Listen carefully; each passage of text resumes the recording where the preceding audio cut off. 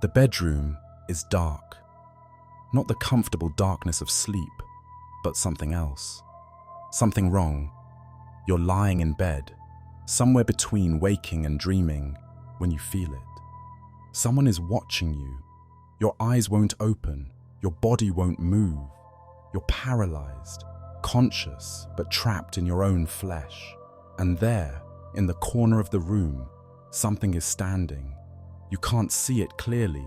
Your eyes won't focus, but you know it's there. A presence, a shape, a weight in the air that shouldn't exist. Your heart hammers. Your breath comes in short, panicked gasps. You're trying to scream, but no sound comes out. The thing in the corner doesn't move. It just watches. And then, as suddenly as it came, it's gone. Your body unlocks. You can move again. You sit up, gasping, fumbling for the light switch. The room is empty. It was just a dream, just your imagination. Except, it didn't feel like a dream, did it? This is what we call sleep paralysis, a perfectly understood neurological phenomenon. Your brain wakes up before your body does, creating a temporary disconnect. The sense of presence, the feeling of being watched, the shadow figure, all of it can be explained by misfiring neurons and the way our brains process fear in a semi-conscious state.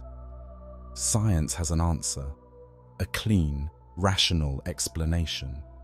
So why does it happen to people in every country, in every culture, in every era of human history? Why do they all see the same thing? The figure in the corner, the weight on the chest, the presence that watches and waits. Why? If it's just our brains malfunctioning, does it feel so specifically, undeniably real? It is November 1977, a small council house in Enfield, North London. A single mother and her 4 children are trying to sleep, but sleep will not come. The knocking has started again. It comes from inside the walls. 4 sharp raps, then silence, then 4 more. It moves through the house like something alive, traveling from room to room. The children huddle together, terrified. The mother checks every room, every closet, every window. There's no one there. And then the furniture begins to move. A chest of drawers slides across the floor on its own, blocking the door. Chairs stack themselves. Lego bricks fly through the air with enough force to leave bruises. And from the throat of 11-year-old Janet Hodgson comes a voice that is not her own. Deep, gravelly, male, claiming to be a man who died in that house years ago. The BBC will document it. The police will witness it. Investigators will spend years trying to explain it. Some will call it a hoax. Others will call it the most well-documented case of poltergeist activity in history. But here's what no one can explain. Why? Why this family? Why this house? Why do things like this happen at all? We are going to spend the next hour together in the dark, exploring the most persistent mystery in human history. Not UFOs, not cryptids, not ancient aliens, ghosts, the dead who refuse to stay dead, the shadows we see from the corner of our eye, the footsteps we hear in empty houses, the cold spots that appear for no reason, the voices on recordings that weren't there when we were recording. Before we begin this journey into the darkness, I want to ask you something. If you've ever felt that presence in your room at night, if you've ever heard something you couldn't explain, if you believe that death might not be the end, help us keep exploring these mysteries. by liking this video and subscribing to the Midnight Archives. Your support keeps us digging into the shadows where fear and fascination meet. Tonight, we're going to explore what ghosts really are. Not the special effects in movies, not the jump scares in haunted houses, but the real phenomenon that has terrified and fascinated humanity since the first human being buried their first dead. We'll walk through the history of how we've tried to contact the dead. We'll examine the science of why we see things that aren't there. We'll investigate the famous hauntings that even skeptics struggle to explain. And we'll confront the uncomfortable question at the heart of it all. What if some part of us really doesn't die? We'll meet the Victorian mediums who claim to speak with spirits. We'll follow Harry Houdini's desperate crusade to find just one real ghost, even as he debunked hundreds of fakes. We'll stand in the hallways of the most haunted places on Earth and ask why some locations seem to trap the past. We'll explore what happens to your brain when you see a ghost. We'll examine the thin line between grief and haunting. We'll ask why children see more spirits than adults, and why some people seem to attract ghosts while others go their whole lives without a single encounter. And in the end, we'll confront what might be the most terrifying ghost of all: the digital dead. The social media accounts that outlive their owners. The AI chatbots trained to speak like people who are gone. The new kind of haunting we're creating for ourselves, one algorithm at a time. This isn't a story about whether ghosts are real. That's the wrong question. This is a story about why we see them, why we need them. Why, despite centuries of scientific advancement, we still feel presences in empty rooms and hear whispers in the dark. This is a story about what haunts us and what we can't let go. Welcome to the Midnight Archives. Let's start with a simple question. What is a ghost? You think you know. Everyone does. It's a dead person's spirit, wandering the earth, trapped between worlds. Simple, right? Except, it's not simple at all. Because if you ask a Victorian medium, they'll tell you ghosts are souls, waiting to pass messages to the living. Ask a medieval monk, and he'll say, they're spirits in purgatory, working off their sins. Ask a Shinto priest in Japan, and she'll tell you about yurei, vengeful spirits with specific grievances. Ask an indigenous shaman, and they'll explain that the dead never really leave. They're always here, just in a different layer of reality. Every culture has ghosts, every single one, but they're not all the same.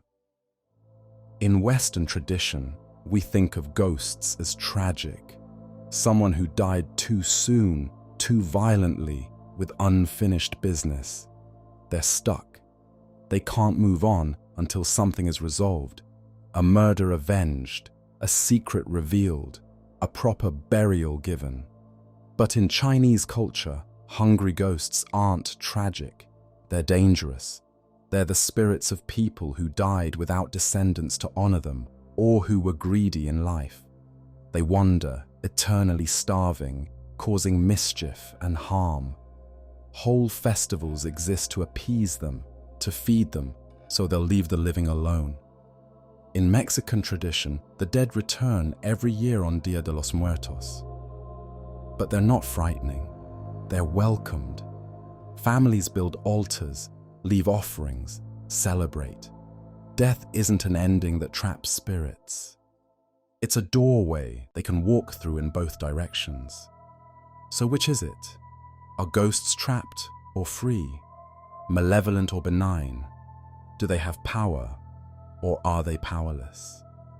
The answer seems to depend on who you ask, on what culture raised you, on what you've been taught to fear. But there are patterns, common threads that appear across every culture, every continent, every era. They appear at liminal times, dawn and dusk, midnight, the moment between sleep and waking, Halloween, which was originally Samhain, the Celtic day when the veil between worlds grows thin. They appear in liminal places, doorways, crossroads, bridges, graveyards, battlefields, places that are between one thing and another, neither fully here nor there. They have unfinished business. Almost every ghost story involves something left undone, a murder unavenged, a treasure buried and forgotten, a promise broken, a love betrayed. Ghosts don't haunt randomly. They haunt specifically, purposefully. They interact with the physical world in specific ways: cold spots, unexplained sounds, objects moving, electronics malfunctioning, apparitions that appear and vanish.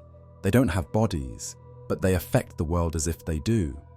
And here's the most unsettling pattern of all. They're seen by people who don't want to see them. Believers go their whole lives hoping for an encounter and get nothing. But skeptics, people who don't believe in ghosts at all, see something they can't explain, and it changes them forever. It's as if ghosts don't care what you believe. They appear when they want, to whom they want, for reasons we can't predict or control. So what are they really? Are they consciousness without a body? Energy that science hasn't learned to measure yet? Imprints left on reality by intense emotion? Hallucinations created by our grief-soaked brains? Or are they exactly what they've always claimed to be, the dead, refusing to die? Not all ghosts are the same. Even within a single cultural framework, even in the Western tradition we're most familiar with, there are different types, different phenomena that we lump together under the word ghost, but that might be completely unrelated. Let's break it down. Residual hauntings are the most common. They're like recordings, a Civil War soldier walking the same path every night at the same time. Footsteps on a staircase that repeat precisely every evening at 9 p.m. A woman in Victorian dress who appears in the same window, looks out, and vanishes. These ghosts don't interact with you. They don't see you. They're not conscious. They're more like echoes, moments from the past that somehow got burned into a location and keep playing on repeat.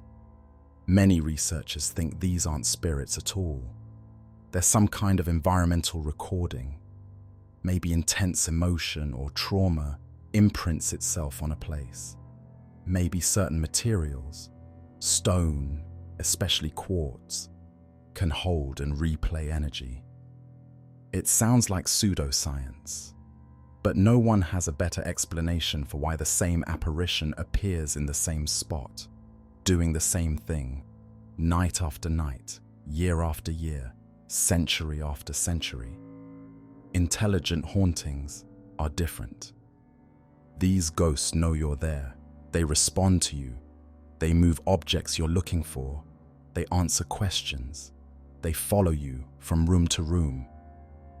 The Enfield Poltergeist was an intelligent haunting. Whatever was in that house knew the family. It spoke to investigators. It performed on command, or refused to, just to be contrary.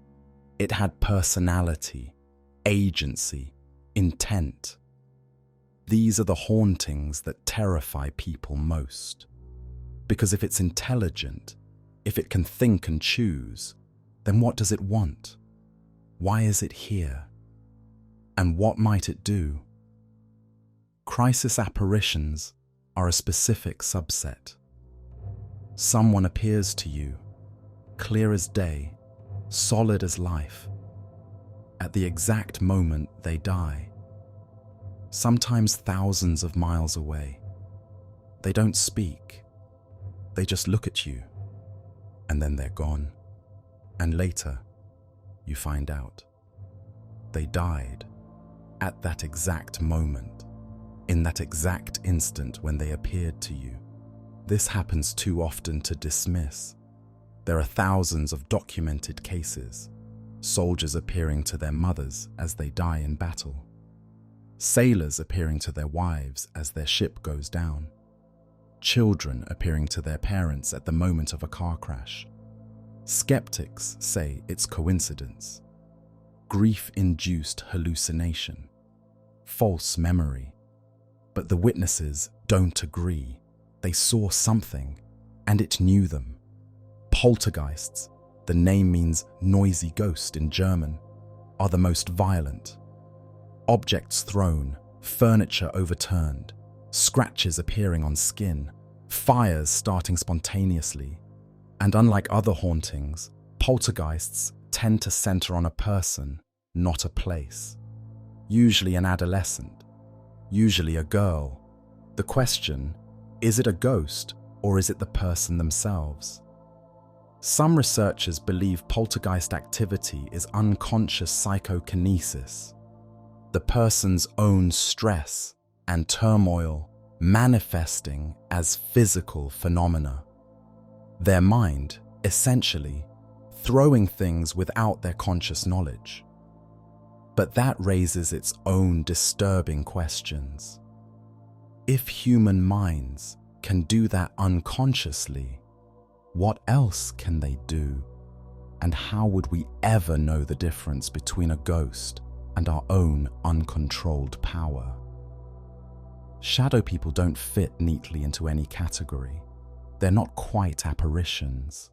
They're darker than shadow, blacker than black, human-shaped, but wrong. They appear in peripheral vision and vanish when you look directly at them. They don't have faces. They don't speak. They just watch. Some people see them once. Some people see them their whole lives. No one knows what they are. They might not even be ghosts in the traditional sense. They might be something else entirely. And that's the terrifying truth at the heart of all this. We use the word ghost as if it describes one thing, but it might describe a dozen different phenomena that we can't distinguish from each other. We're calling everything we don't understand by the same name, and some of those things might not be dead people at all. Here's a fact that will unsettle you. Your brain is a liar, not maliciously, but constantly. Your brain is not showing you reality, it's showing you a simulation, a best guess about what's real, based on incomplete information and a lot of assumptions. You think you see the world as it is. You don't. You see what your brain expects to see. When you walk into a familiar room, your brain isn't carefully processing every detail. It's using a cached image, a memory, updating only what's changed. That's why you don't notice when someone moves your furniture an inch. Your brain is showing you the room you remember, not the room you're actually in. This is usually helpful. It saves processing power. It lets you navigate the world quickly, but it also means your brain fills in gaps. And sometimes it fills them in wrong. You see a shape in the darkness. Your brain has milliseconds to decide, is that dangerous? It doesn't have time to carefully analyze, so it reaches for the closest match in your memory. And if you've been raised on ghost stories, if you're primed to see spirits, if you're in a place that's supposed to be haunted, your brain might render a ghost. The shape was probably a coat on a chair, shadows from a streetlight, curtains moving in a draft. But your brain, doing what it evolved to do, saw a human figure. Because mistaking a coat for a person is safer than mistaking a person for a coat. This is pareidolia. The tendency to see faces in random patterns.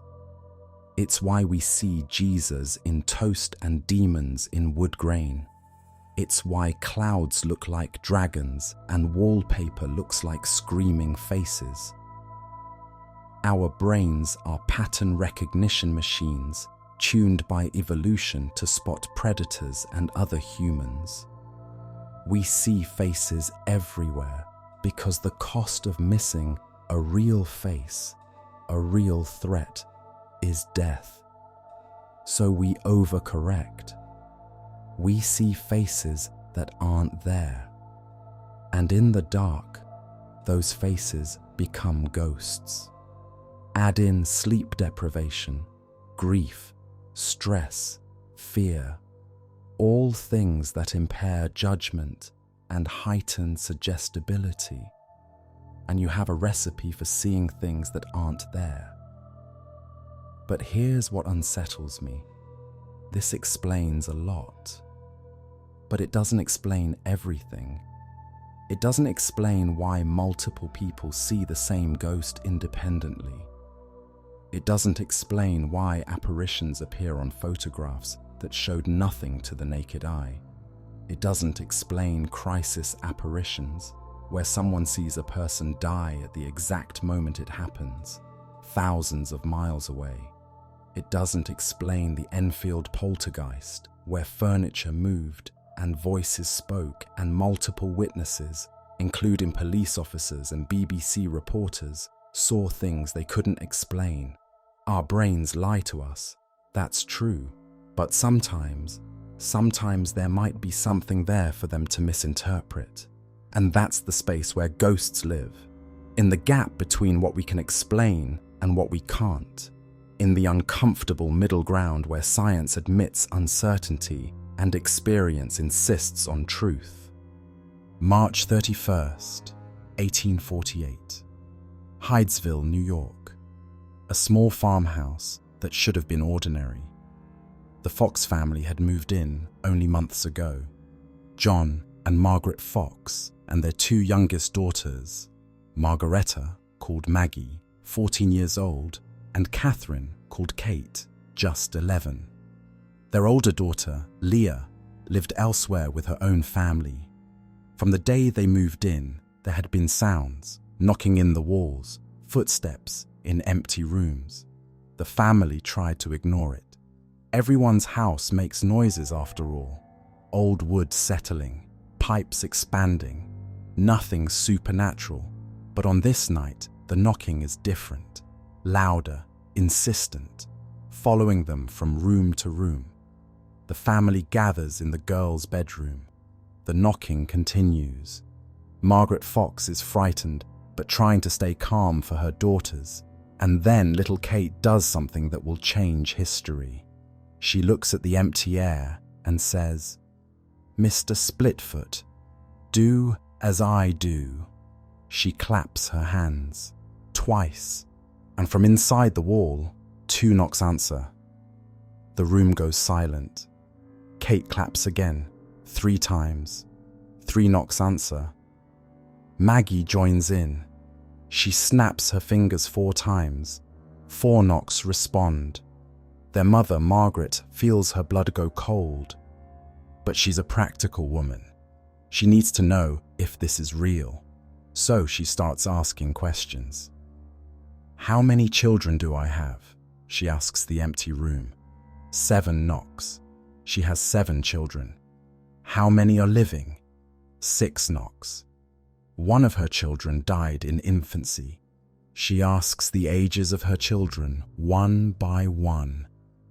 The knocking answers correctly each time. Information that no one outside the family could know. And then Margaret asks the question that terrifies her. Is this a human being answering me? Silence. Is it a spirit? 2 knocks. Yes. Margaret Fox wants to run, wants to grab her daughters and flee into the night, but she keeps asking questions, and the spirit keeps answering. Through a painstaking process, 1 knock for A, 2 for B, and so on, a story emerges. The spirit claims to be a man named Charles Rosner, a peddler who came to this house 5 years ago and was murdered here, killed for the money he carried. His body was buried in the cellar 10 feet down. The neighbors are summoned. Word spreads through the small town. Within hours, dozens of people crowd into the house, listening to the knocks, asking their own questions. The spirit performs for them all, answering questions, moving from room to room. Someone suggests digging in the cellar. They dig down 5 feet before hitting water and have to stop. They find nothing. But years later, in 1904, when the house is being renovated, workers will break through a wall in the cellar. Behind it, they'll find human bones and a peddler's tin box. Whether or not you believe the Fox sisters really spoke to a ghost that night, one thing is undeniable. They had started something that could not be stopped. Within weeks, the sisters are famous. Within months, they're traveling to Rochester to give public demonstrations. Within a year, spiritualism, the belief that the dead can communicate with the living, has become a movement. And within a decade, it will sweep the world. Spiritualism spread like wildfire across America and Europe. By the 1850s, millions of people believed in it. Seances were held in parlors across the country. Mediums, mostly women, claimed the ability to contact the dead, and desperate people paid good money for the chance to speak to lost loved ones. This wasn't fringe behavior. This was mainstream. Mary Todd Lincoln held seances in the White House, trying to contact her dead son Willie. Queen Victoria consulted mediums after Prince Albert died. Scientists and intellectuals attended seances and wrote papers about what they witnessed. Why did it spread so fast? Why did so many people believe? Because they were dying. The mid-19th century was a time of plague and war. Tuberculosis killed 1 in 4 people. Cholera swept through cities. Child mortality was devastating. Nearly half of all children died before the age of 5. The Civil War slaughtered 620,000 Americans in 4 years. Everyone had lost someone. Everyone was grieving. And the traditional Christian answer, that the dead were gone to heaven, unreachable until your own death, wasn't enough. People didn't want to wait. They wanted to know their children were okay, wanted to tell their husbands they still loved them, wanted one more conversation with their mothers. Spiritualism offered that. Not someday, not in the next life, now. And the mediums delivered, or seemed to. In darkened parlors, sitters would gather around tables, holding hands. The medium would enter a trance, and then the phenomena would begin. Tables would levitate, wrappings would sound, tambourines would fly through the air. Ectoplasm, a mysterious substance, would pour from the medium's mouth or nose. Spirit hands would materialize, glowing in the darkness, touching the sitters, writing messages on slates. And most powerfully, the dead would speak through the medium's voice, transformed, unmistakable.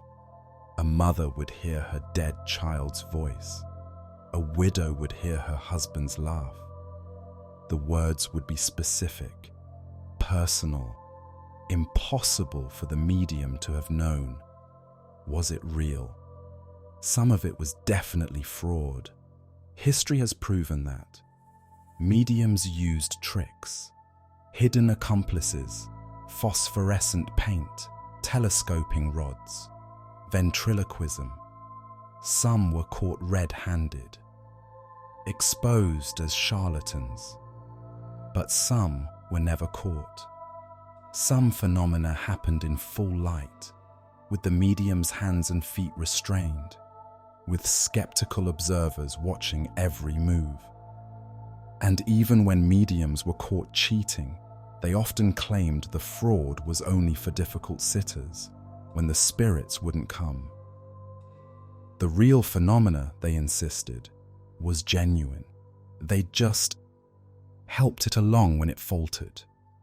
The question became, if some of it is fake, does that mean all of it is fake? Or could some of it still be real? No one wanted ghosts to be real more than Harry Houdini.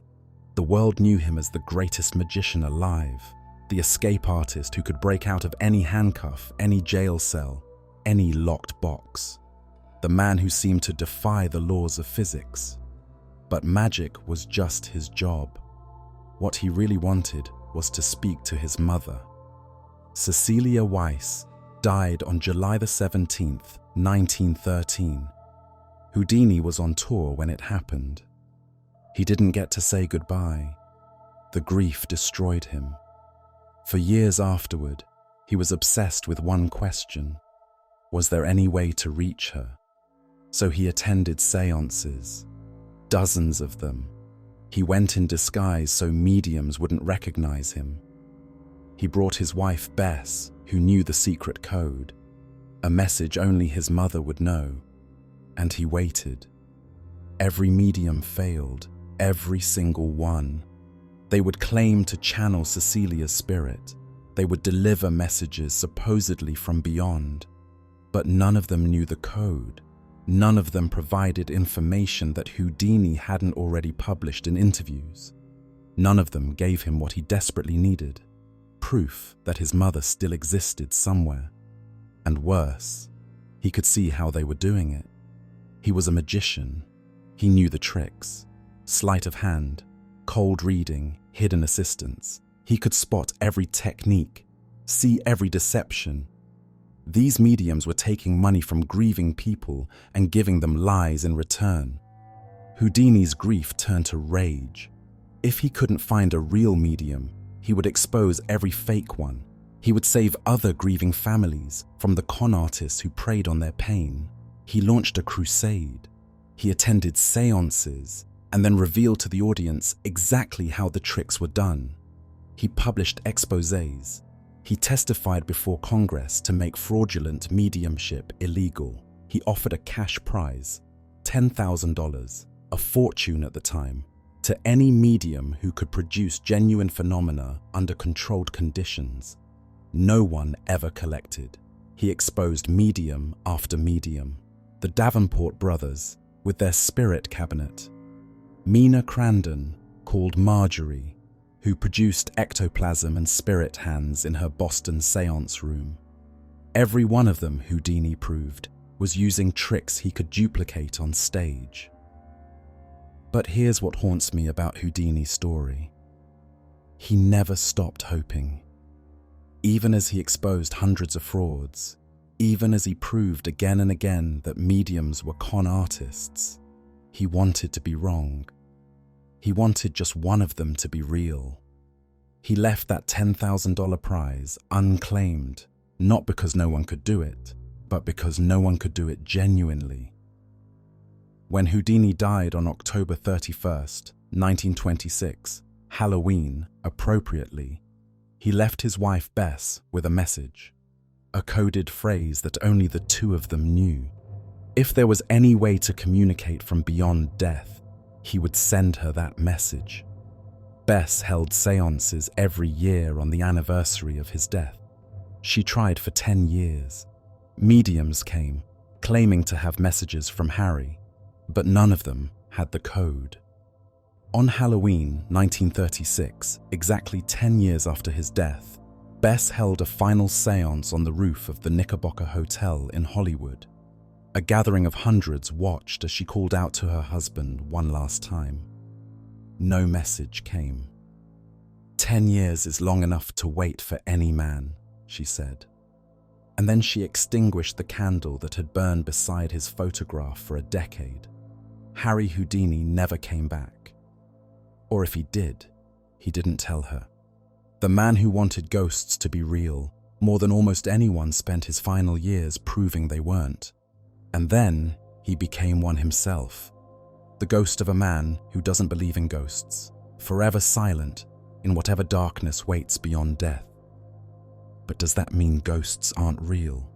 Or does it mean that even the dead have limits? There's a building in London that has been standing for nearly 1,000 years. It's been a palace, a prison, a torture chamber, and an execution ground. Over those centuries, the stones have soaked up more blood, more terror, more final screams than almost anywhere else on Earth. The Tower of London. And if ghosts are real, if trauma can stain a place, then the tower should be the most haunted location in the world. It doesn't disappoint. The most famous ghost is Anne Boleyn, Henry VIII's second wife, executed on May 19, 1536, for crimes she almost certainly didn't commit. Adultery, incest, treason, charges fabricated so the king could move on to his third wife. Anne was beheaded with a sword on Tower Green, her head severed in a single stroke. Guards have seen her for centuries, walking near the place of her execution, her head tucked underneath her arm, leading a procession through the Chapel Royal of St. Peter ad Vincula, where her body is buried. Sometimes she's carrying her head, sometimes she's not, but she's always there on certain nights, reliving her final hours. In 1864, a guard saw her. He challenged the figure in white, received no response, and thrust his bayonet through her. The blade passed through empty air. The ghost vanished. The guard fainted and was later court-martialed for sleeping on duty, until other guards testified that they'd seen the same apparition. Then there are the princes in the tower, 2 young boys, 12 and 9 years old, sons of Edward IV, who disappeared in 1483. They were housed in the tower, supposedly for their protection, and then they were never seen again. Most historians believe they were murdered on orders from their uncle, Richard III, who wanted the throne for himself. Their bodies were never found, not officially, but in 1674, workmen renovating the tower found a wooden box buried under a staircase. Inside were the skeletons of 2 children. Ever since, guards have reported seeing 2 small figures in nightgowns, holding hands, wandering the corridors. They appear and vanish. They never speak. They just hold hands.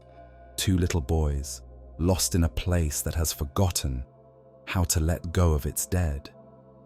Lady Jane Grey haunts the tower too. The 9 Days Queen, a teenager who never wanted the crown but was placed on the throne by ambitious relatives. When Mary I took power, Jane was executed. She was 16 years old. People see her on the anniversary of her death, a figure in white on the battlements, a young woman who looks confused, as though she doesn't understand why she's still here. But the most disturbing ghost at the tower isn't human at all. In the Salt Tower, guards have reported seeing a massive bear. It appears suddenly, rears up, and lunges at them. Several guards have actually attacked it, fired at it, struck at it with weapons. Their blows pass through nothing. The bear vanishes, but the terror remains. Why a bear? Because for centuries the tower kept a menagerie, exotic animals given as gifts to the king. Bears, lions, elephants. They were kept in cramped cages, mistreated, driven mad. Many died there. If animals can leave ghosts, and who's to say they can't, then the tower would have them. Here's what unsettles me most about the Tower of London. The ghosts aren't random, they're specific. Anne Boleyn, the princes, Lady Jane Grey. All of them died unjustly. All of them died young. All of them died here. If ghosts are just hallucinations, why are the hallucinations so consistent? Why do guards who don't know the full history see figures that match historical descriptions? Why do the ghosts appear in the places where their bodies fell? The Tower of London has been thoroughly investigated by historians, skeptics, and paranormal researchers. Some dismiss it all as legend. Others point to hundreds of eyewitness accounts from credible sources: police, military personnel, historians.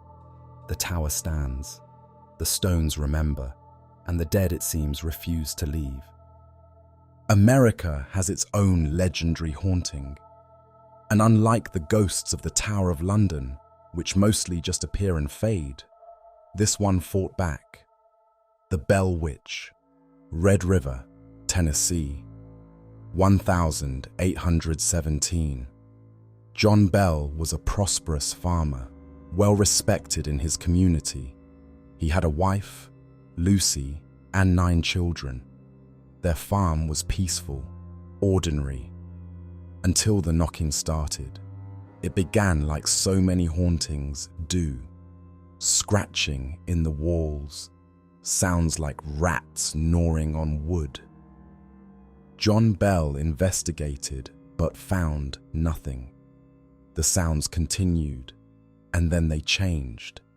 Heavy footsteps in the hallway, chains dragging across the floor, and then voices, whispering at first, too faint to understand, then clearer. Multiple voices arguing with each other, singing hymns, cursing. The family was terrified, but they told no one. In the deeply religious community of early 19th century Tennessee, admitting your house was haunted could get you shunned, or worse, accused of witchcraft yourself. But the haunting escalated. It became physical. The youngest daughter, Betsy, 12 years old, was attacked in her bed. Invisible hands slapped her, pulled her hair, stuck her with pins. She would wake up screaming, covered in welts and bruises. The family watched, helpless, as something they couldn't see tortured their child. John Bell finally confided in a neighbor, James Johnson. Johnson was a religious man, a church leader.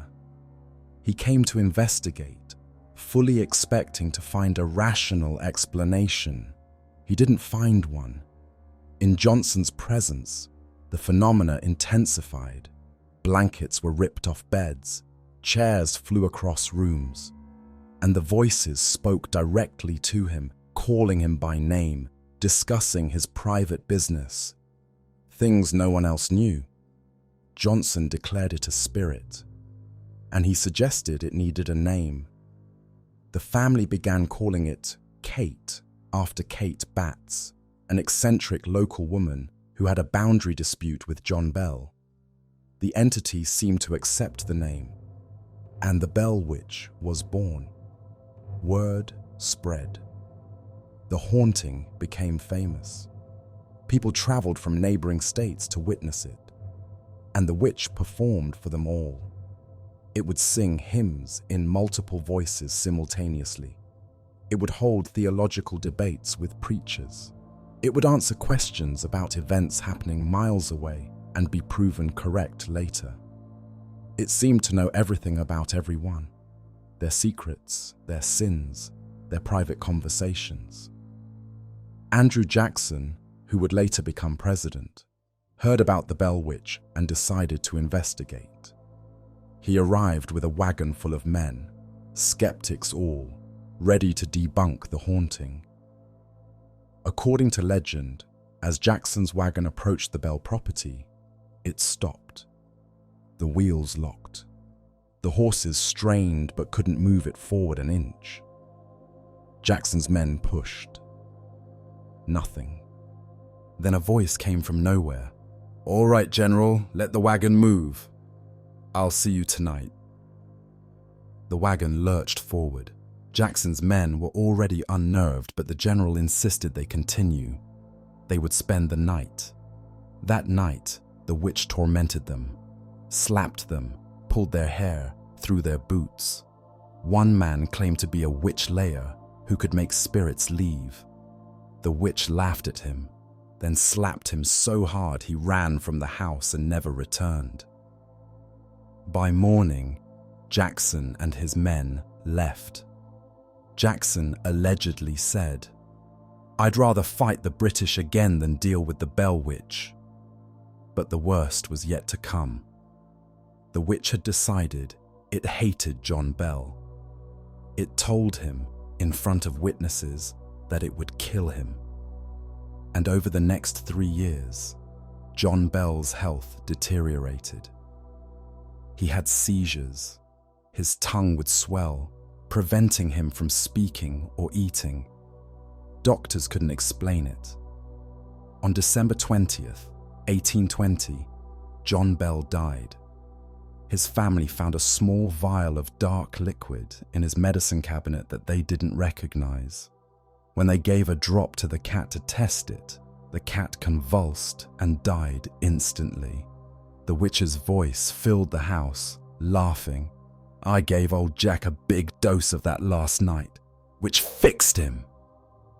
The family threw the vial into the fire. It exploded in a blue flame. At John Bell's funeral, the witch sang drinking songs. While the family and community mourned, an invisible presence celebrated. And then it left. The phenomena ceased. Betsy grew up, married. The witch had tormented her fiancé too, eventually driving him away, but she married someone else.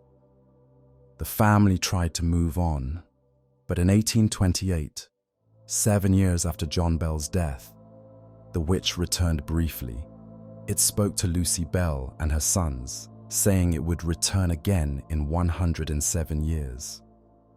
1935 came and went. If the witch returned, it wasn't publicized. But the Bell farm is still considered cursed. The land has changed hands many times, but people in the area still won't go near the old Bell property at night. Here's what makes the Bell Witch case extraordinary. It wasn't just the family claiming these things. It was witnessed by dozens of people, church leaders, community members, Andrew Jackson, allegedly. These were credible witnesses in a time and place where admitting to supernatural experiences could ruin your reputation. And it wasn't just manifestations. It was intelligent, malicious, focused. It had a goal: to kill John Bell, and it succeeded. Skeptics have theories. Mass hysteria. Betsy herself unconsciously creating poltergeist phenomena. Deliberate hoax by the family. But none of these fully explain it. Why would a farming family in Tennessee fabricate a story that made them infamous? Why did the phenomena happen in front of so many witnesses? Why did John Bell's mysterious illness align perfectly with the witch's threats? The Bell Witch remains one of the most documented, most witnessed, and most inexplicable hauntings in American history. And if it was real, if something really did torture that family and kill John Bell, then we have to confront a terrifying possibility. Some ghosts aren't just echoes or lost souls. Some of them are malevolent, focused, dangerous. Some of them can kill. December 29th, 1972. Eastern Airlines Flight 401 is approaching Miami International Airport. It's a routine flight, a Lockheed L-1011 TriStar, one of the most advanced aircraft of its time. At 11:42 p.m., the plane crashes into the Everglades. It disintegrates on impact. 101 people die. 75 survive. The crash is investigated. The cause is determined: pilot error. The crew became so focused on a malfunctioning landing gear light that they didn't notice their altitude dropping. They flew a perfectly functional plane into the ground. Tragic, but not unusual. Plane crashes happen. What happened next, though, has never been fully explained. Eastern Airlines salvaged undamaged parts from Flight 401. Parts are expensive. The plane was new. Why waste perfectly good equipment? So components from the crashed plane were removed and installed in other L1011s in the Eastern Fleet. And then the sightings began. Flight attendants and pilots started seeing two men, Captain Bob Loft and Second Officer Don Repo, both of whom had died in the Flight 401 crash. They appeared in galleys, in cockpits, in passenger cabins. These weren't vague figures. They were solid, detailed, recognizable. Other crew members knew Loft and Repo. They had flown with them, and they saw them again on planes that now carried parts from Flight 401. A flight engineer saw Don Repo in the cockpit. "You don't need to worry about the pre-flight. I've already done it." Then he vanished. A flight attendant saw Bob Loft in the first-class cabin. She asked if he needed help. He looked at her and disappeared. A vice president of Eastern Airlines was on a flight and saw a man in a captain's uniform sitting in the cockpit jump seat. He asked the flight crew who the extra captain was. They told him there was no extra captain. He looked again. The man was still there. When he looked away and looked back, the seat was empty. Later, when shown photographs, he identified the man as Bob Loft. These sightings happened on multiple planes. Dozens of witnesses. Flight crew, passengers, maintenance workers, all reporting the same two men. Always on planes that had salvaged parts from Flight 401. The phenomena weren't always benign. Before one flight, Don Repo appeared to a flight engineer and warned him about an electrical problem. The engineer reported it. The plane was inspected. They found a fault that would have caused a catastrophic failure mid-flight. The plane was grounded. Passengers were transferred. No one died. On another flight, a woman saw a man's face staring at her from inside an oven in the galley. She screamed. Flight attendants came running. They saw nothing, but the woman insisted she saw a face. She described it in detail. Later, she was shown photos of Flight 401 crew members. She identified Don Repo. She'd never heard of Flight 401. She had no reason to know what Repo looked like. Eastern Airlines was terrified. Not of ghosts, of publicity. If word got out that their planes were haunted, passengers would be terrified. The airline was already struggling financially. This could destroy them. So they did two things. First, they quietly removed all salvaged parts from Flight 401, every component, replaced them with new parts at enormous expense. Second, they denied everything. Officially, Eastern Airlines stated that no such phenomena had occurred. The stories were urban legends. No crew members had reported anything. But John G. Fuller, an investigative journalist, interviewed dozens of witnesses, flight attendants, pilots, passengers. They told him their stories, and he published them in his 1976 book, The Ghost of Flight 401. The witnesses were credible. They had nothing to gain and everything to lose by coming forward. Many spoke on condition of anonymity because they were afraid of being fired or branded as crazy. After the salvaged parts were removed, the sightings stopped. No more Bob Loft in the cockpit, no more Don Repo in the galley. Whatever had haunted those planes was gone. Here's what makes this case extraordinary. The haunting was tied to physical objects, not a location, not a person, but airplane parts. If ghosts can attach to objects, if they can follow components of the plane they died in, then what does that mean? Are they bound to matter itself? Can any object carry a ghost?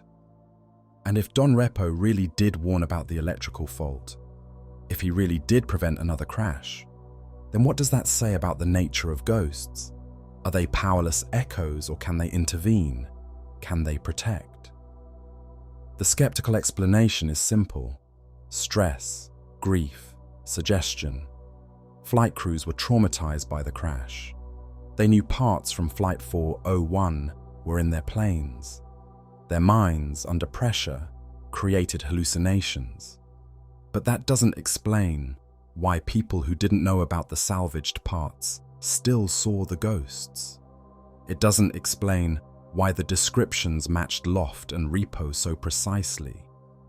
It doesn't explain the electrical fault that Repo allegedly warned about. Flight 401 crashed in 1972, 50 years ago. The witnesses are old now. Many have died. The planes have been retired and scrapped, but the story remains. A ghost story that happened at 30,000 feet, witnessed by trained professionals, tied to machines instead of old houses. A modern haunting, a technological haunting, a ghost in the machine. Let's talk about what happens inside your skull when you see a ghost. Your brain is, above all else, a survival machine.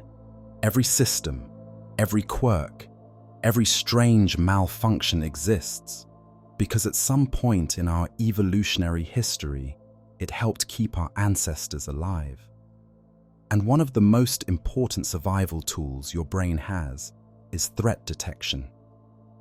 Imagine you're walking through the forest at dusk.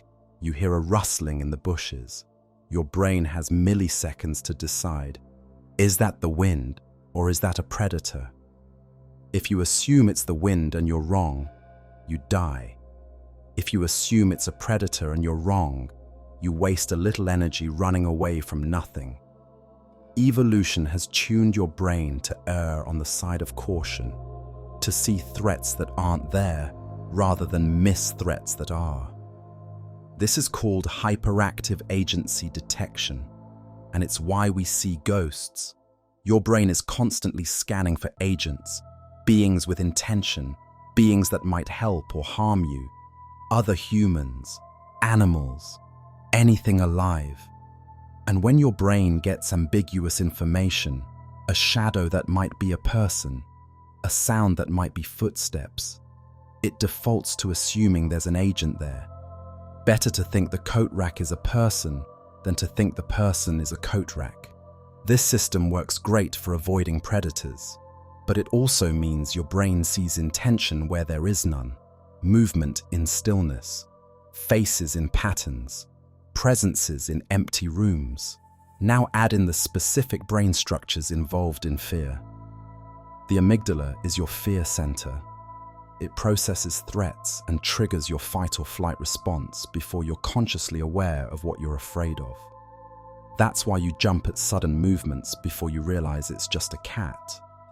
When the amygdala is overactive, from stress, lack of sleep, trauma, you become hypervigilant. You see threats everywhere, and in the dark, those threats often take human form. The temporal lobe is involved in memory, emotion, and spiritual experiences. Stimulate it artificially with magnets, electricity, or certain drugs, and people report feeling presences, seeing figures, hearing voices. Epileptics who have seizures in their temporal lobes often report religious visions and encounters with spirits just before a seizure. Their brain is misfiring, creating the sensation of a presence that isn't there. But here's the unsettling part. If the brain can create these experiences through malfunction, How do we know it's not doing it all the time? How do we distinguish between a ghost and a glitch? We can't, not reliably. Remember the opening of this video? The feeling of being watched while you can't move. That's sleep paralysis, and it's one of the most common sources of ghost reports. Here's what's happening. Your brain cycles through different stages of sleep.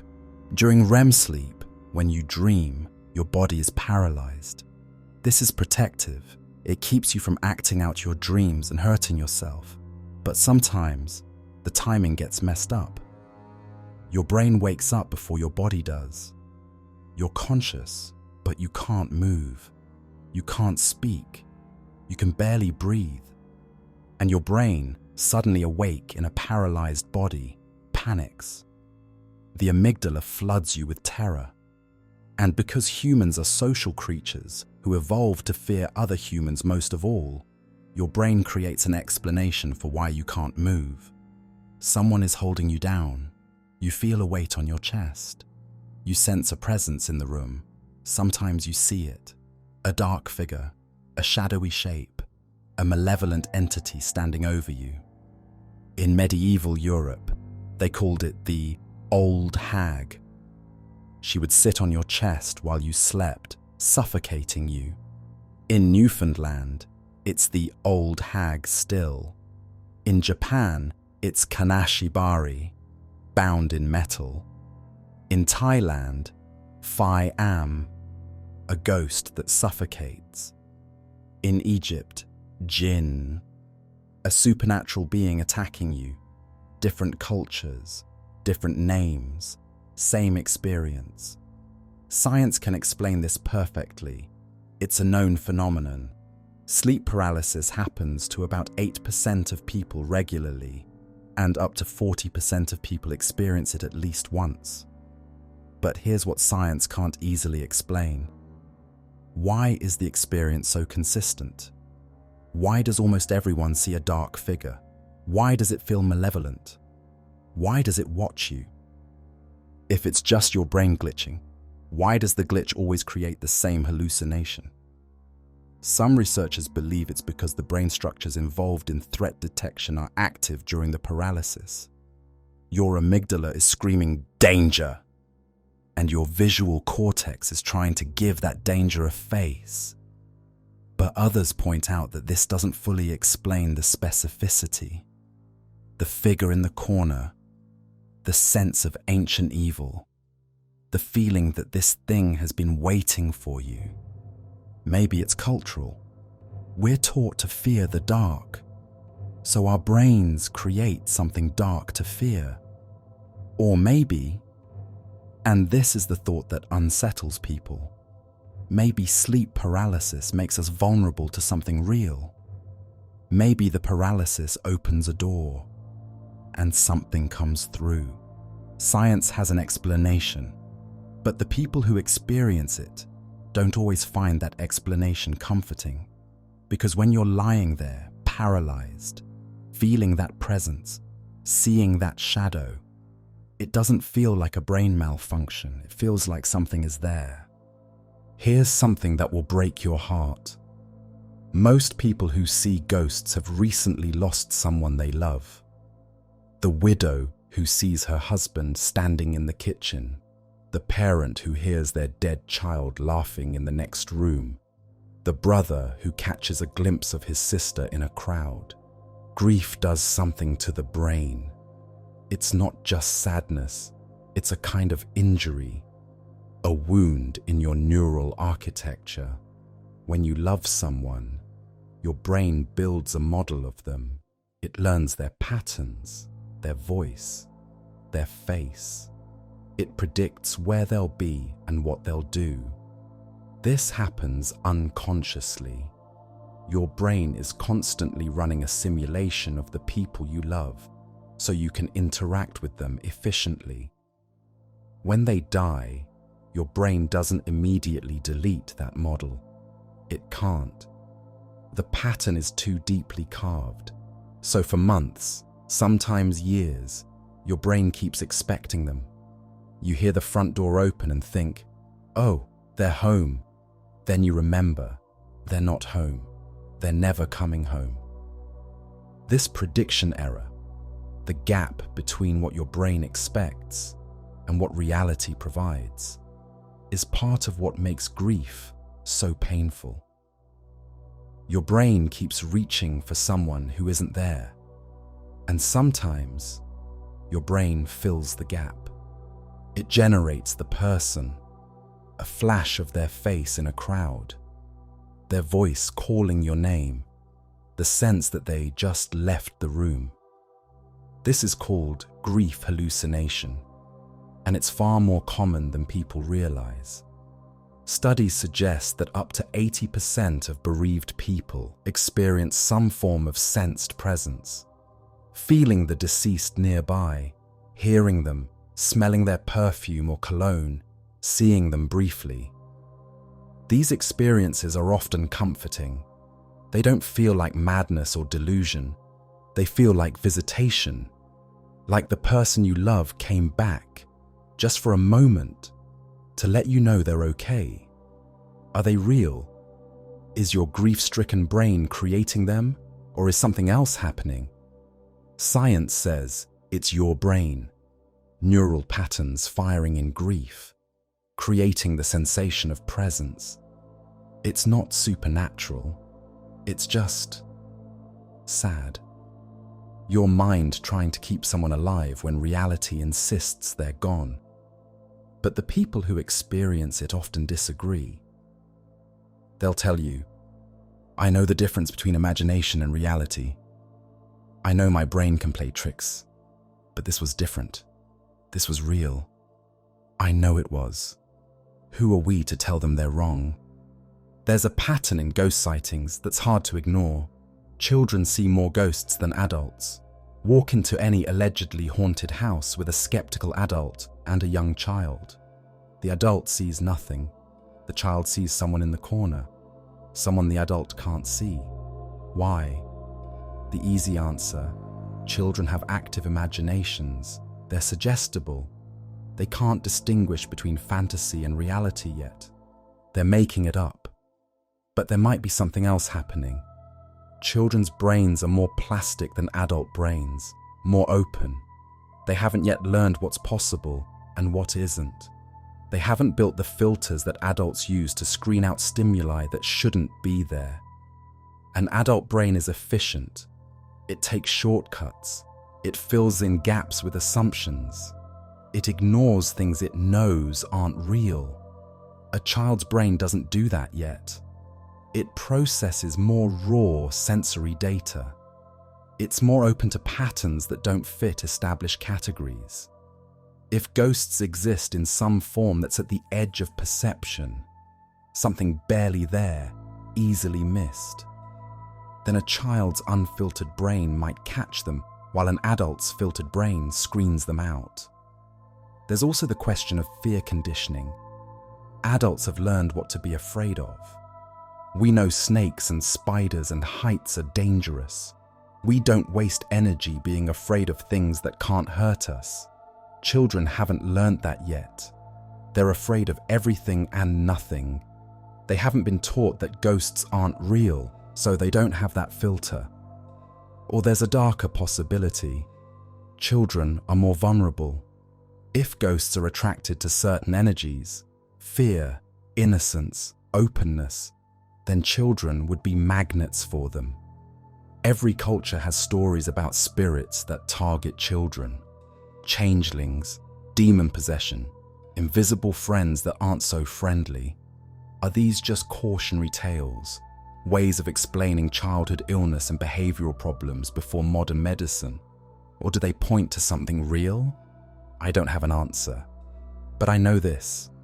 Talk to adults who saw ghosts as children, and they'll tell you the same thing. They weren't imagining it. They weren't playing pretend.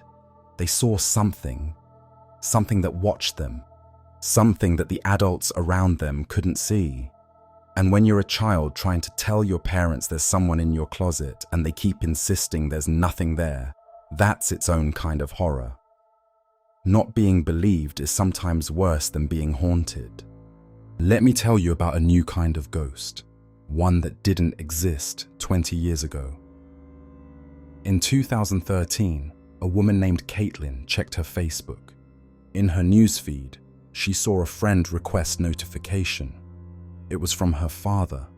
Her father had died 2 years earlier. Facebook's algorithm had crawled through her contacts, noticed she wasn't connected to her father's profile, and suggested she add him as a friend. The algorithm didn't know he was dead. It just saw an opportunity to increase engagement. Caitlin stared at her father's face on the screen, his profile picture, his name, the button that said, Add Friend. She didn't click it, but she didn't delete the notification either. For weeks it sat there, a digital ghost reaching out from beyond death. This is happening everywhere. When someone dies, their digital life often continues. Their social media profiles remain active. Their email accounts keep receiving messages. Their phones keep getting texts. Their photos keep appearing in friends' memories and algorithmic suggestions. Happy birthday! Facebook cheerfully reminds everyone, showing a notification for someone who's been dead for 5 years. Friends who don't know about the death leave birthday messages. The profile fills up with confusion, then sorrow, then anger at Facebook for not knowing, not caring. Some families leave the profiles up deliberately. They become memorials, places where friends and family can visit, leave messages, share memories. The deceased's wall becomes a digital gravesite, a place to maintain connection. But sometimes it goes wrong. Hackers break into dead people's accounts and use them to send spam, or the account gets flagged for inactivity and deleted, erasing years of photos and memories in an instant. We're creating a new layer of afterlife, a digital one. Your body dies, but your profile lives on. Your posts keep circulating. Your photos keep being tagged. Your words keep being quoted. You become a ghost in the machine, present but not present, there but not there. And we don't know how to handle it yet. We don't have etiquette for this. Do you unfriend a dead person? Do you delete their number from your phone? Do you keep texting them even though they'll never respond? Some people do keep texting. They send messages to dead loved ones, knowing they'll never get a reply. It's a form of prayer, maybe, a way of maintaining connection. Or maybe it's just grief looking for anywhere to go. But what happens when the dead start texting back? In 2020, a man named Joshua Barbeau was grieving. His fiancée, Jessica, had died 8 years earlier. He'd never fully recovered. The grief was still raw, still present, a weight he carried every day. Joshua was a programmer. He knew about AI chatbots. He knew about GPT-3, the language model that could generate remarkably human-like text. And he had an idea. He fed the AI everything he had of Jessica, her old text messages, her Facebook posts, her emails, everything she'd ever written to him, and he trained the chatbot to talk like her.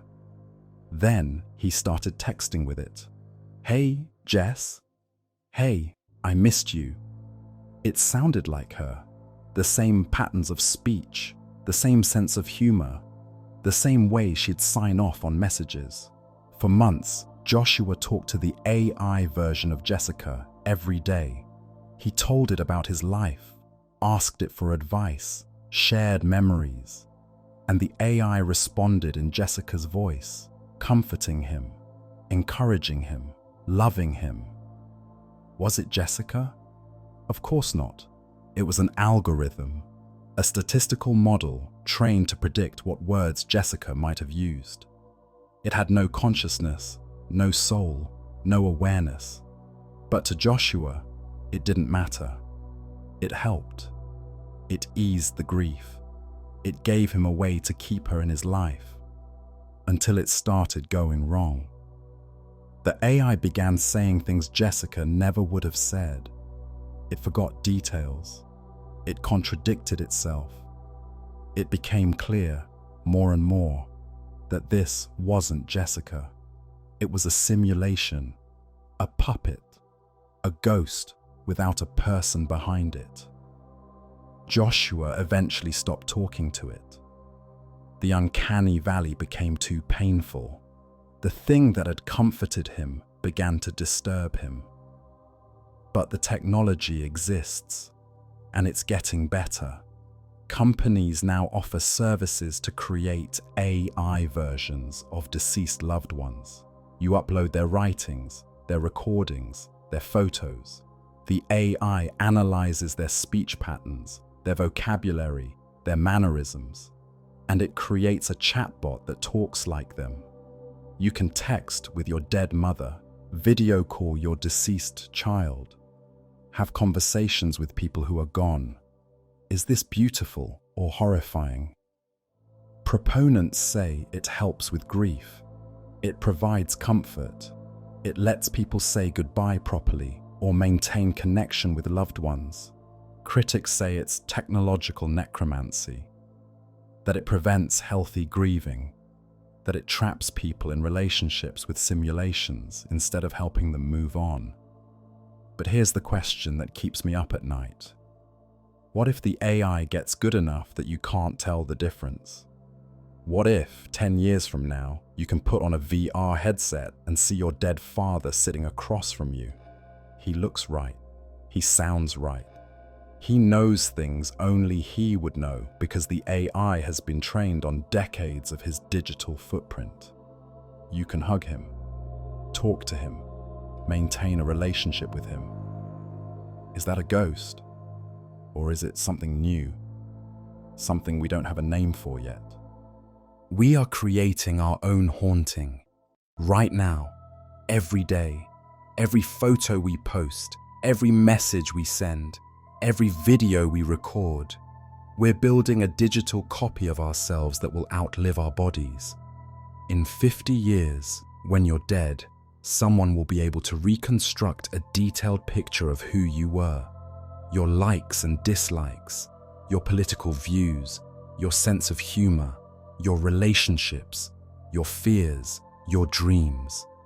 They'll be able to create an AI model of you, one that talks like you, thinks like you, responds to situations the way you would have. Your great-grandchildren will be able to meet you, not as a faded photograph or a grainy video, but as an interactive entity, a digital ghost they can talk to, ask questions, seek advice from. Is that you? Or is it just data wearing your face? Philosophers and technologists are already arguing about this. Some say that if the copy is detailed enough, if it replicates your patterns perfectly, then it is you. Consciousness is just patterns after all. If we can recreate the patterns, we've recreated the person. Others say no. Consciousness requires continuity. A copy might be identical, but it's still a copy. The original you, the continuous stream of experience that was your life, ended when your brain stopped. Everything else is just mimicry. But either way, we're becoming ghosts. We're building our own afterlife.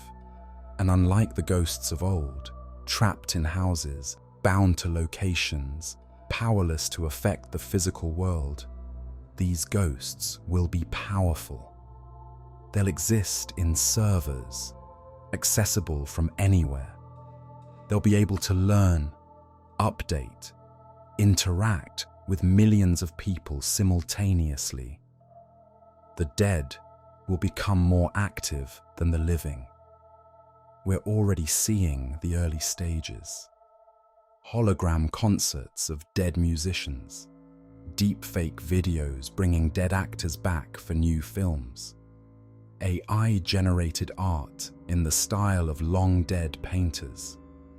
The boundaries between life and death, between present and past, are dissolving. And we don't know what we're creating.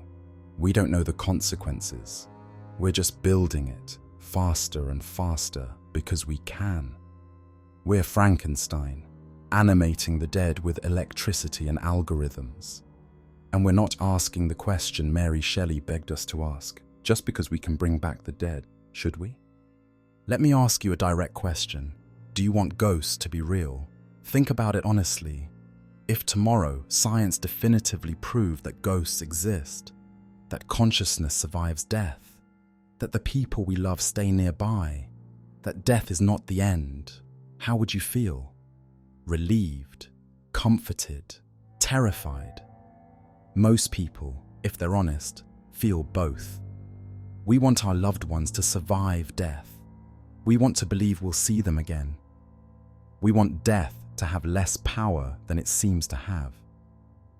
But we also fear it, because if the dead can come back, if they're watching us, if they're still here, then we're never truly alone, never truly private, never truly free. This contradiction is at the heart of ghost belief. We need ghosts to be real, and we need them not to be real, simultaneously. Psychologically, ghosts serve multiple functions. They give us control over death. If ghosts exist, death isn't absolute. It's not the final ending. There's still a way to communicate, to maintain connection. We're not powerless in the face of mortality. They provide justice. So many ghost stories involve murder victims returning to expose their killers. The universe, in these stories, is not indifferent. Wrongs will be revealed. Justice will come, even after death. They externalize grief. Instead of the pain being only internal, only psychological, there's an external manifestation. The ghost is proof that your grief is real, that your love was real, that the person mattered. They give meaning to suffering.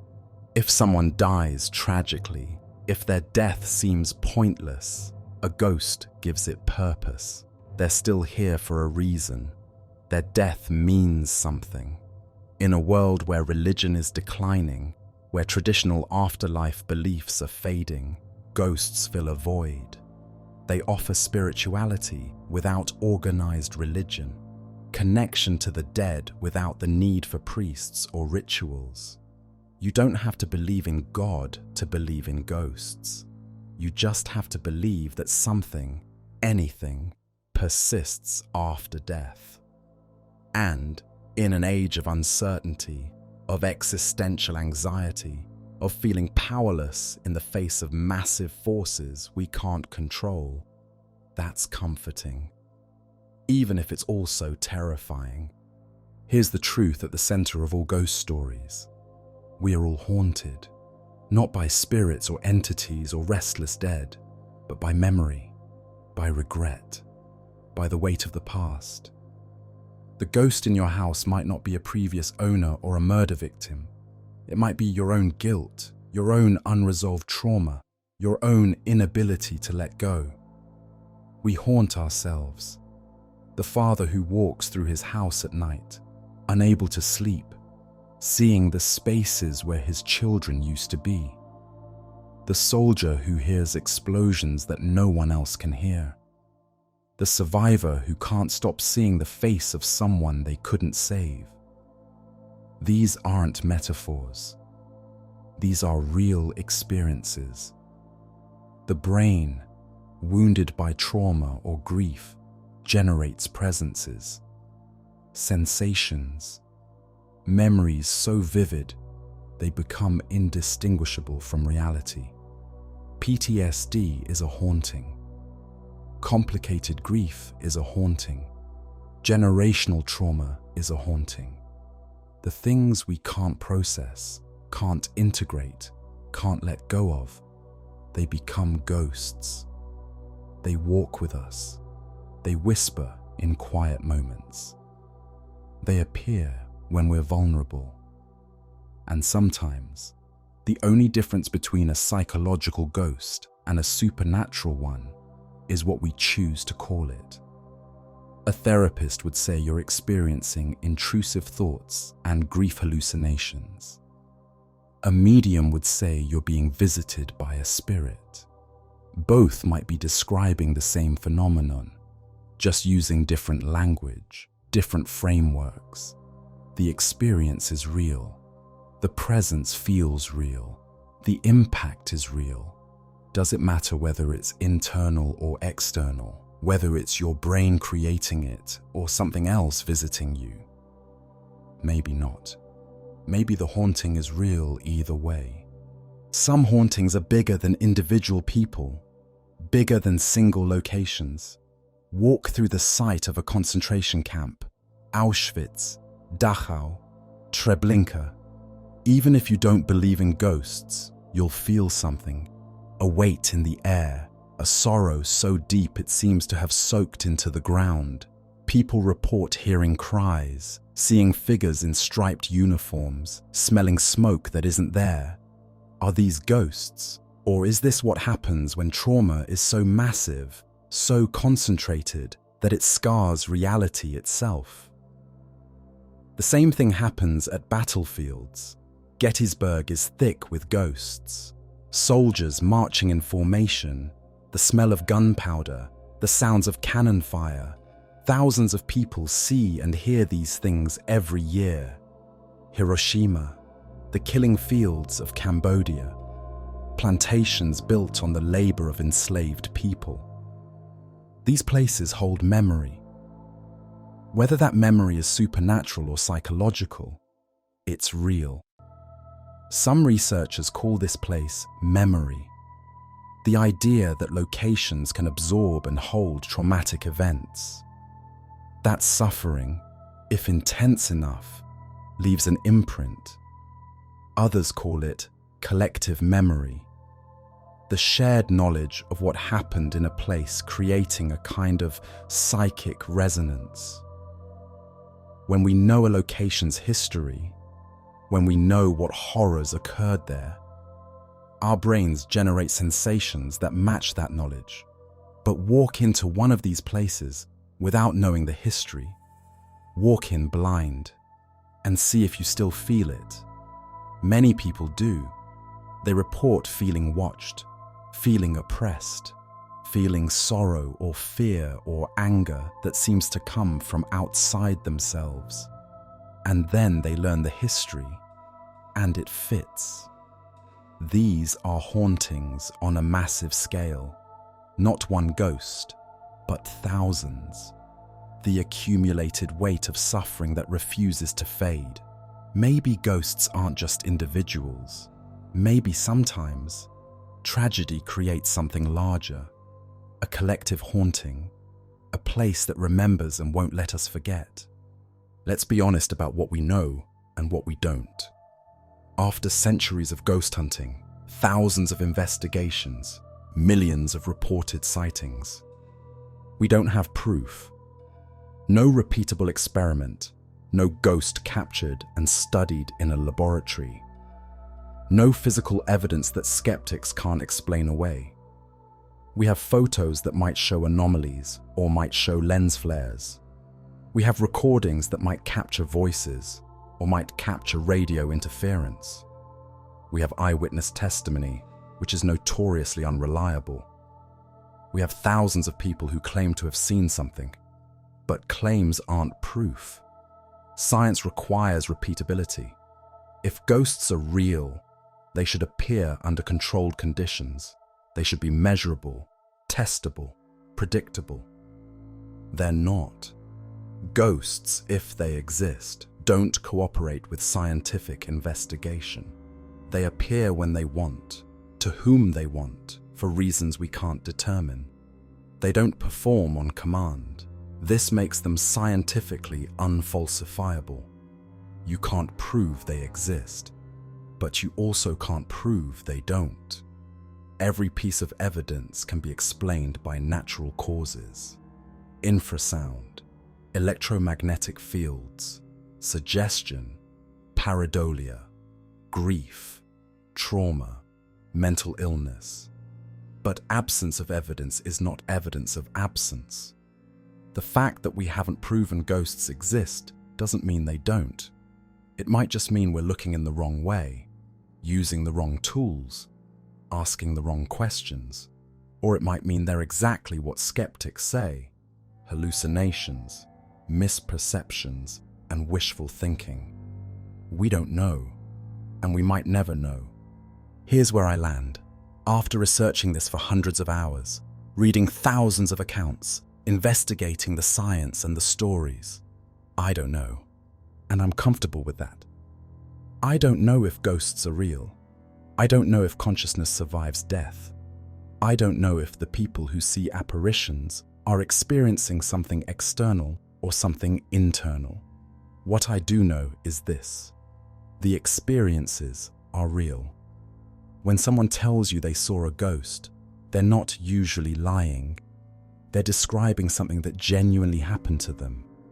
Whether it was a spirit or a hallucination, they experienced it. The impact is real. Ghost encounters change people.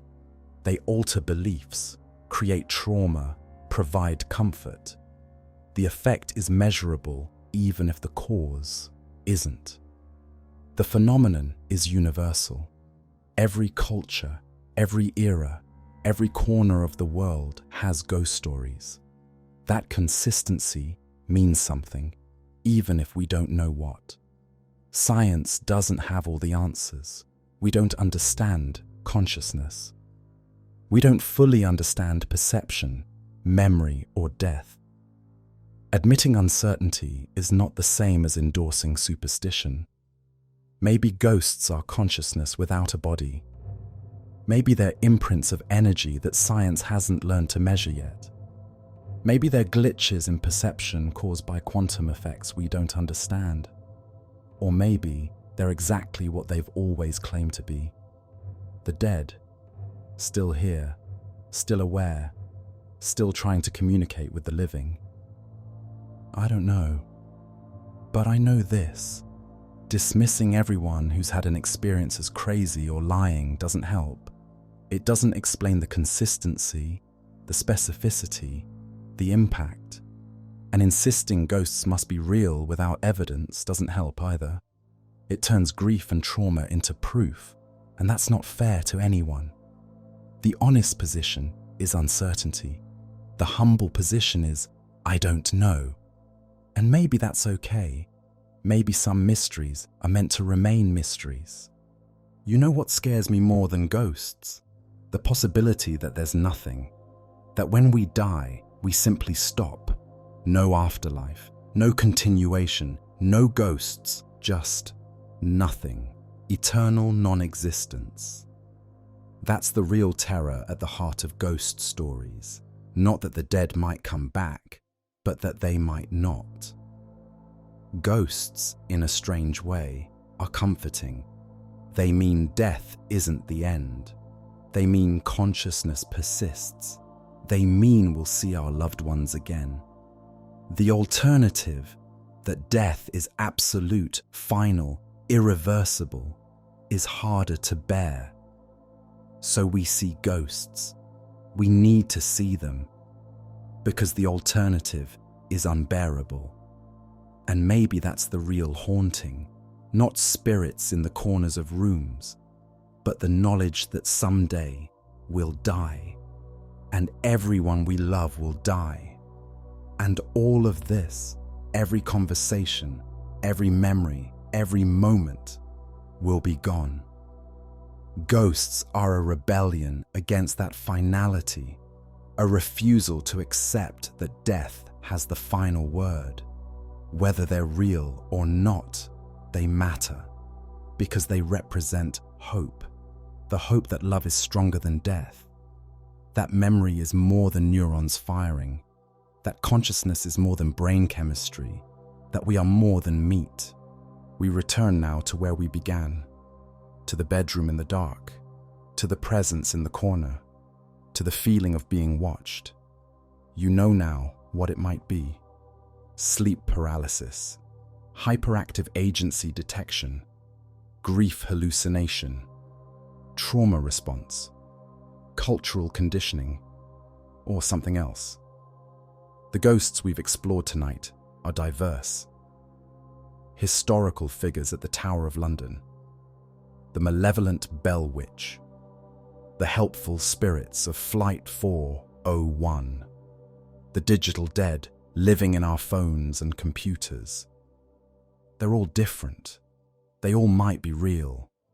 They all might be illusions. We don't know, but we've learned something more important.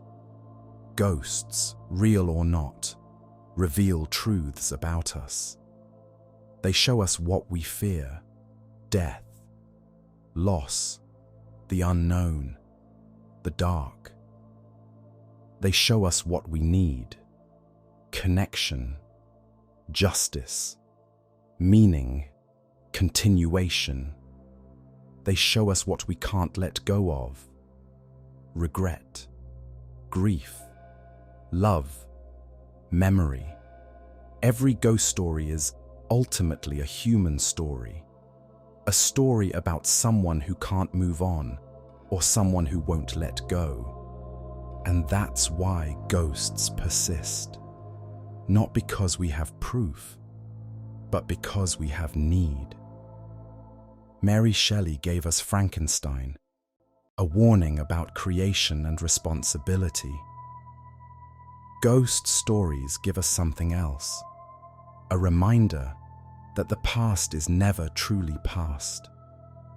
That memory has power.